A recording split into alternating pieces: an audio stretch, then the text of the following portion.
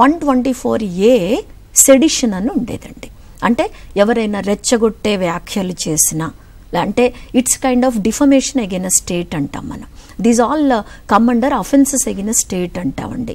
ఒక క్రైమ్ అనేది ఒక మనిషికి అగైనెస్ట్గా జరగచ్చు, ఒక ప్రాపర్టీకి అగైనెస్ట్గా జరగచ్చు, స్టేట్కి అగైనెస్ట్గా కూడా ఒక అఫెన్స్ అనేది చేయొచ్చు. ఈ మనము పాత రోజుల్లో వింటే రాజద్రోహము అని అనేవాళ్ళు, రైట్? మీరు రాజుకు ద్రోహం చేయటము. అప్పట్లో రాజు కాబట్టి రాజద్రోహము, ఇప్పుడు దేశానికి ద్రోహం చేస్తున్నారు కాబట్టి దీన్ని దేశద్రోహం అంటాము. ఈ 152 అని భారతీయ న్యాయ సంహితలో 152 అన్న ప్రొవిజన్ ఒకటి కొత్తగా ట్రీజన్ అని యాడ్ అయిందండి.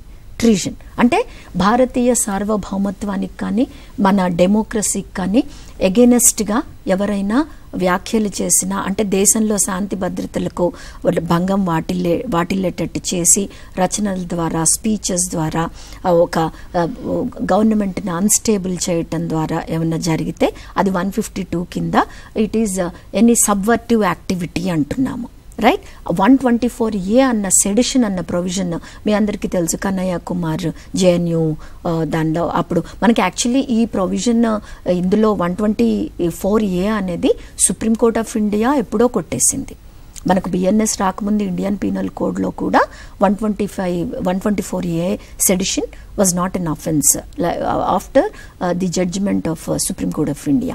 ఇప్పుడు ఏంటంటే ఈ ప్రొవిజన్ అనేది అసలు పక్కకు పెట్టేసి దాని ప్లేస్లో 152 కింద ఎనీ సబ్వర్టివ్ యాక్టివిటీ, అంటే ఏ యాక్ట్ అయినా ఒక దేశానికి నష్టం కలిగించే రకంగా, ఆ గవర్నమెంట్ని ఇన్స్టేబుల్ చేసే రకంగా కనుక, any kind of instability create చేసే రకంగా కనుక ఉంటే వి కాల్ ఇట్ యాజ్, అంటే అన్స్టేబుల్ కండిషన్స్ని క్రియేట్ చేయటము, దాన్ని అది కూడా ఒక అఫెన్స్ లాగా యాడ్ చేయటం జరిగింది.